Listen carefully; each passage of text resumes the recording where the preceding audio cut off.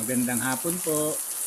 Eto, bumuhos po ang malakas na ulan, kaya naisipan ko pong maglaba ng mga basahan kasi po hindi po pwedeng magpaulan ng aking asawa dahil siya po ay may ubo, hika, kaya medyo masyado na po siyang masakitin, kaya siya na lang po ang nag-video at ako naman po ang naglalaba. Ganyan naman sa mag-asawa nagtutulungan, hindi nag-aaway. Ayan, tignan niyo po, pagkatapos ko pong malaban yung isang basahan, yung isa naman po, kasi po pinamumunas namin yan sa mga ihi ng aso. Kaya ayan, binubudburan ko na naman ng powder at saka ko iiskobahin.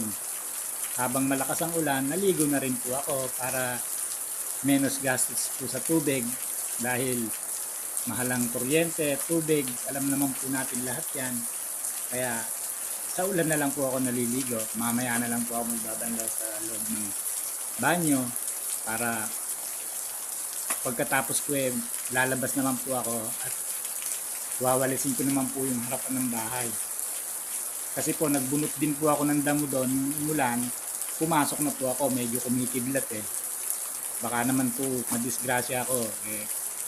Tinawag po ako ng aking asawa, pinaglaban niya na lang ako. Wala naman akong magawa kundi sumunod sa kanya kasi baka pilayin pa niya yung isang pa ako. Kawawa naman ako, imbis na nakasaklay ako baka mag-wheelchair ako. Hindi na ako makakapaghanap buhay. Para sa mga minamahal ko sa buhay nagsusumikap din po ako magtrabaho para po may panggastos at pambili ng gamot ng aking asawa.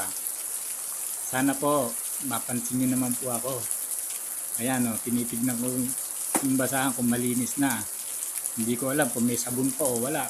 Bubuhos ko na nga yata lahat to. Ayun, meron pa.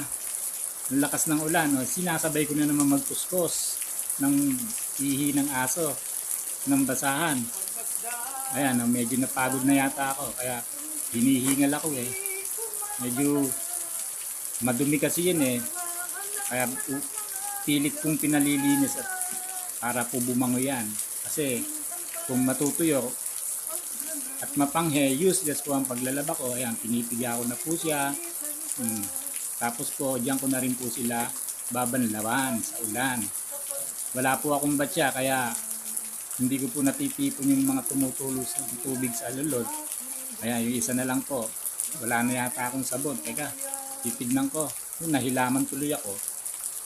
Meron pa, ibinudbog ko na lahat. Hindi na ako nagtira ng sabon ko para sa pampaligo. Sa basahan ko na lang huli na